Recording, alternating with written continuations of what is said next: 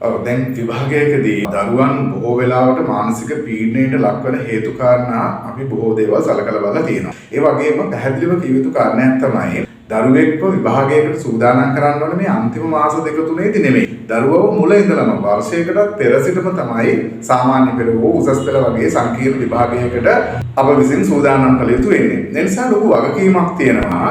ඒ තමයි දෙමව්පියන්ටත් අන්තිම මොහොත ආවට පස්සේ පුළුවන් තරම් පන්ති කොටකට දාලා ළමයා ස්ට්‍රෙස් කරන්නේ නැතුව දරුවව අඩු ගානේ ඊට පෙර අතට දානවා. දැන් උසස් පෙළ සඳහා නම් වර්ෂ දෙකක් තියෙනවා. ඒ උසස් පෙළ පන්තියට ඇතුළු වූ දා සිටයි ඔබ විභාගයට සූදානම් වෙන්නට ඕනේ. ඒ වගේම ගුරු බෞතුන්ටත් තියෙන ඉතා විශාල වගකීමක්. ඒ තමයි ඔය මුල් කාලේදී හිමීට උගන්වලා අන්තිම වෙනකොට දිවාරය නැතුව පුළුවන් තරම් පන්ති දාලා පුළුවන් තරම් රිවිෂන් ක්ලාසස් දාලා අනවශ්‍ය පීඩාකාරී බවකින් යුතුව අන්තිම මොහොතේ සිලබස් කවර් කරනවා කියන ක්‍රියාවලියට එන්නේ නැතුව සාමාන්‍ය විදියට නිවැරදිව ඒ සඳහා දීලා තියෙන කාලඡේද වලට අනුකූලව දරුවට උගන්වලා දරුවන්ව ඉතා හොඳින් විභාගයට ආසන්න වෙනකොට සියලු විෂය කාරණා ටික සම්පූර්ණ කරලා දරුවට නිදහසේ සාමාන්‍ය විදියට පාඩම් කරගන්න ඉඩ ප්‍රස්තාව හදලා දෙන එක ඉතා වැදගත්. ඒකම කියන්න ඕන දෙයක් තමයි බොහෝ වෙලාවට වැරදි උපදෙසුත් එනවා අපිට. ඒ තමයි විභාග ලඟ වුණාම අපි නිදි මරාගෙන පාඩම් කරා අපි නිදාගත්තේ පැයයි දෙකයි වගේ ඒවා හොඳ සෞඛ්‍ය පුරුදු නෙමෙයි. විශේෂයෙන්ම මතක තියාගන්න ඕනේ මොළය හොඳින් වැඩ කිරීම සහ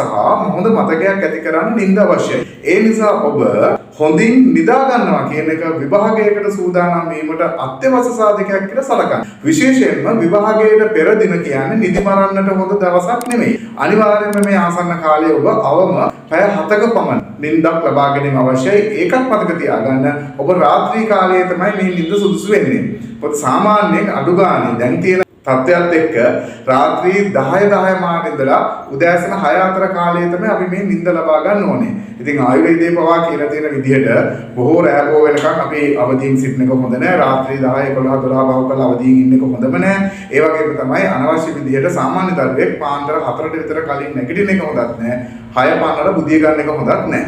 ඒ වගේ මතක තියාගන්න අපි ආහාර වේල මග අරිනවා, වතුර බොන්නේ නැහැ, නිසි පරිදි කැසිකිලි වැසිකිලි යන්නේ නැහැ, හොඳ විවේකයක් ලබා ගන්න නැහැ, මනසට විවේකයක් දෙන සතුටක් දෙන කිසිම ව්‍යායාමයක යෙදෙන්නේ නැහැ, ශාරීරික අභ්‍යාසයක් කරන්නේ නැහැ. අනිත් පැත්තෙන් අපි මානසිකව සහනයක් දෙන ක්‍රියාවලියක් කරන්නේ නැහැ. මේවත් වැරදි. එතකොට හොඳින් විභාගයේ සමත් වෙන නම් ඔබ හොඳින් විවේක කාලයක් ගත කරලා තියෙන්න ඕනේ. මනසට සැහැල්ලුව දීලා තියෙන්නට ඕනේ. විවේකයේ දීලා තියෙන්නට ඕනේ. ඒ වගේම තමයි මනසට සතුටු වෙන්න පුළුවන් හොඳ දේවල් ඔබ හොඳ පුරුදු විදියට ගුණධම් අධ්‍යයනය කරලා පුරුදු පුහුණු කරලා තියෙන්නටත් ඕනේ. ඒක මතක තියාගන්න ඕනේ. අනවශ්‍ය විදියට රැ නිදිමරාගෙන පාඩම් කරනවා නෙමෙයි, මහා පාන්දර නැගිටගෙන හිමිදිරියේ පාඩම් කරනවා නෙමෙයි, ඔබේ සාමාන්‍ය වැඩ කටයුතුත් එක්ක සැලසුම් සහගතව යන්න. මේ මොහොතේ මේ කියන්නේ දැන් තමයි ඔබ මේක අත්දකින්නේ ඔබෙන් වෙච්ච අඩුපාඩු. ඒ නිසා එකක් මේ වෙලාවේදී විභාගයට පෙරේ සිටින දරුවන් විදියටත් ඔවුන්ගේ දෙමව්පිය ගුරුවරු විදියට ඊළඟ වසරේ විභාගයට සූදානම් වෙන ඔබ මතක තියාගන්න මේ උපදේශ පිළිවෙලට පිළිපදින්න ඒක අත්‍යවශ්‍යයි. ඒ නිසා එකම විෂයයට මහා පන්ති ගණනාවකට යන්නේ නැතුව තමා තෝරාගත් හොඳ ගුරුවරයෙක් එක්ක පාසලේ කොහොමද ඉගෙන ගන්නවනේ. අන්තිම අමතර පන්තිත් යන නිසා සුදුසු විදියට ඉගෙන ගන්න. සුදුසු කාලසටහනක් හදාගෙන පාඩම් වැඩ කටයුතු කරන්න.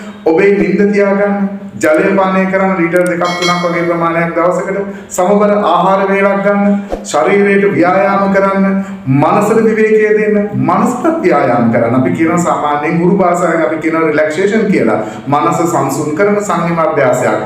හොඳ භාවනාවක් පුරුදු පුහුණු කරන්න. හුස්ම ගැනීමේ භාවනාව වගේ දේවල් ඉතා හොඳයි. ඒ වගේම ඔබට පුළුවන් සුදුසු මනෝ උපදේශකවරයෙක් මුණ ගැහිලා, මානසික වෛද්‍ය විද්‍යාව පිළිබඳ මනෝවෛද්‍යවරයෙක් මුණ ගැහිලා, ඔබට පුළුවන් ඔය පැසිව් මෙඩිටේෂන් වගේ ඔබේ වයසට ඔබට ගැළපෙන සුදුසු මානසික සංයමය ඇති කරන, මානසික වශයෙන් ඔබගේ වර්ධනයක් ලබා දෙන, මතකය වැඩි කරන හොඳ අභ්‍යාසයන් ඉගෙන ගන්න. මේකත් වැදගත් වෙනවා.